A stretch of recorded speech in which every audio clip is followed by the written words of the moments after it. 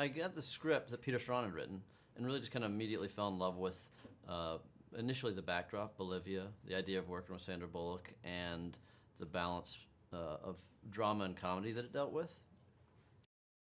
I hadn't seen the documentary, but I read the script, immediately watched the movie, and then I went and sat down with Rachel Boynton, the director of the documentary, and talked about her experiences and had her expand on, how she got involved, and really, she walked me through the real life scenario, which I think was really helpful to me to be able to somewhat liberate it as we took it beyond the documentary, expanded it, fictionalized a lot of things, but for me it was really important to have an education of the foundation of the reality of the situation.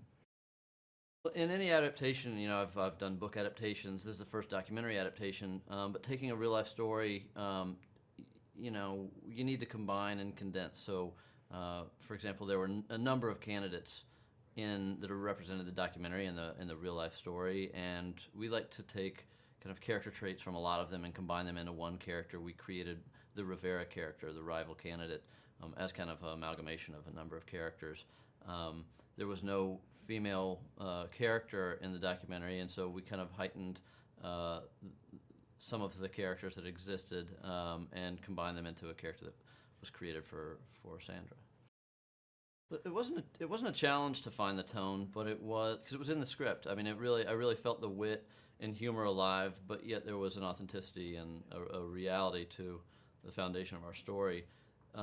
The opportunity for me was really assembling a cast of characters that were very comedically capable but had dramatic gravity, and to be able to play with those, utilize those. There's no jokes in the movie, but there's a great kind of entertaining sense of humor because of the performances, because it's kind of the subtle and a few times not so subtle wit of our performers that take us on a journey that actually has emotion and meaning. It's really fun for me to cast a movie. Putting together, the faces and voices that embody the script is just always a blast. Even when I'm reading a script, regardless of my involvement in it, I start lists of who I see in that role, and it changes. And like by page 25, I've deleted a few of them and added a few more, and I'm always using that and I've been doing that since I was reading books at 10 years old, just visualizing how the story comes to life.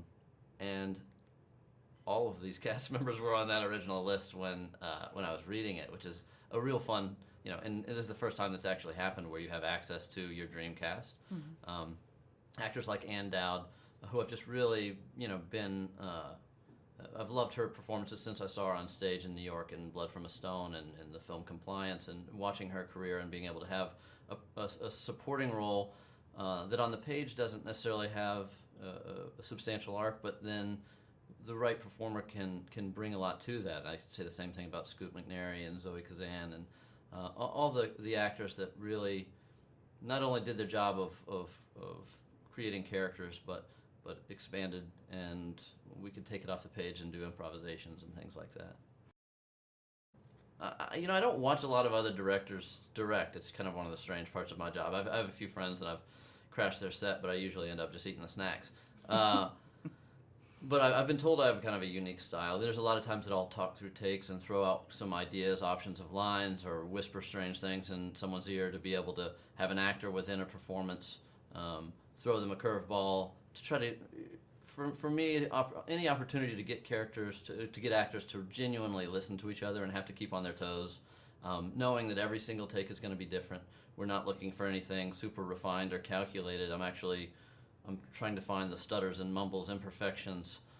We do that to achieve a sense of naturalism. And sometimes I'll do the entire scene with no dialogue just to kind of see how people embody those ideas physically.